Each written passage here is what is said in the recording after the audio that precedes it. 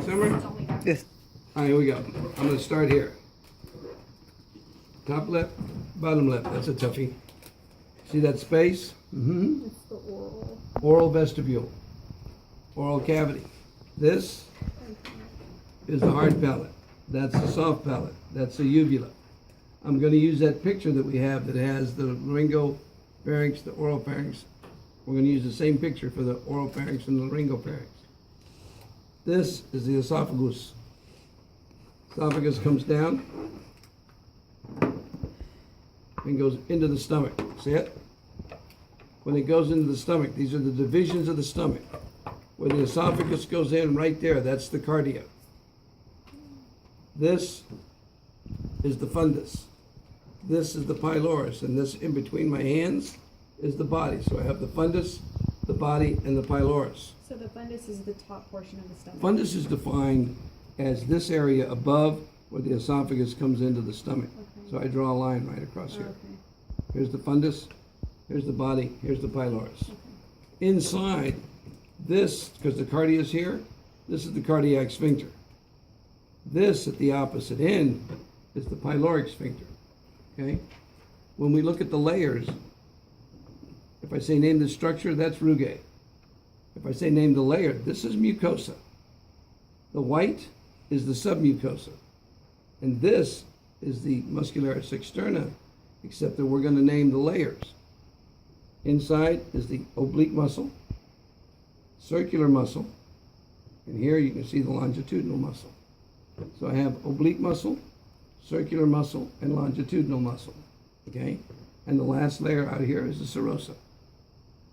Covers the entire stomach. See it?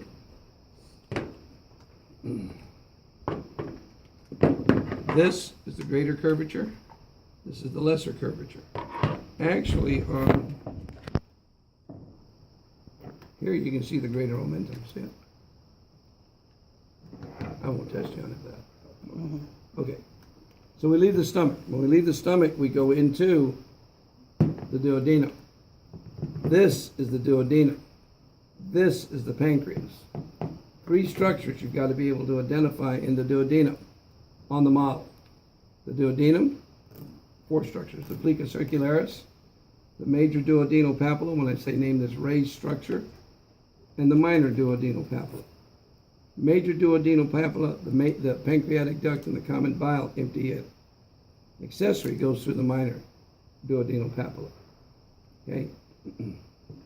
For the pancreas, you got to be able to identify the pancreatic duct that comes across and down, and you need to be able to identify the accessory on here because you can't see it on the picture. On the picture, I'm going to do the hepatopancreatic ampulla because you can see it. Okay? There we go into, don't jump in, jejunum ileum. This is the cecum, and this is the ileum. So this is the ileocecal valve right there. Okay, ileocecal valve. Hanging off the cecum, I have the appendix. Coming up the ascending colon, and I turn. This is the right colic or the hepatic flexure. This is the transverse colon. This is the splenic flexure or the left colic. Comes down the descending colon. I'm going to do the sigmoid and the rectum in the picture. Here, this is actually rectum right here. From here down, that's anus. These ridges are anal columns. That muscle on the inside right there is the internal anal sphincter smooth muscle. And this is the external anal sphincter skeletal muscle. And right there is the anus. Okay? My toofies. If I say name the area, this is the crown, the neck, and the root. If I say name the layers, this is enamel, neck down is cementum. All of this, all of that is dentin. This is the pulp cavity, and that's pulp. So you know that's the root canal down here. That's the tooth. This is the right lower jaw.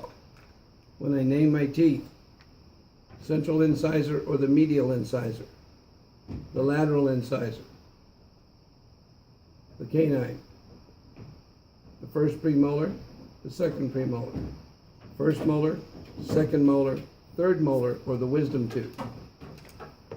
This is the submandibular gland, and this is the sublingual gland. Just leave them there, I'll get them. I used to take them back. Nah, leave them there. So when we look at the tongue, look here. Submandibular gland, and there's the sublingual. See the little pores opening up right along the gum line? When we look at this tongue now, you've got the picture. But the little fine bumps are filiform papillae.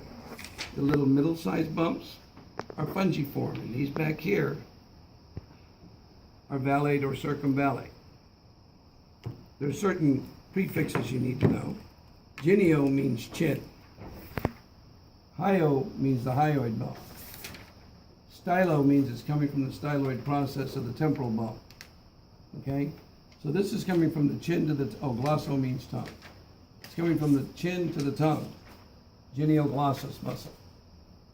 Coming from the styloid process to the tongue, the styloglossus. This is coming from the hyoid bone to the tongue, hyoglossus. This one is going from the chin to the hyoid. This is geniohyoid. And this is the mylohyoid, makes the floor of the mouth. I did the liver. No. Right lobe of the liver, left lobe of the liver, the falciform ligament. Right there is the round ligament. When I do this, right next to the gallbladder is the quadrate lobe. Next to the inferior vena cava is the quadrate. I screwed that one up. Quadrate lobe and the caudate lobe. Okay? Quadrate, 4 sides next to the gallbladder. Caudate next to the inferior vena cava.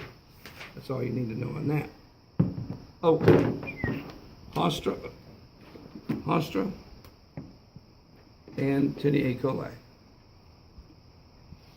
I did that, I did this.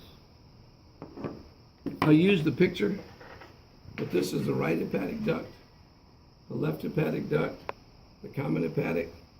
Here's the cystic duct.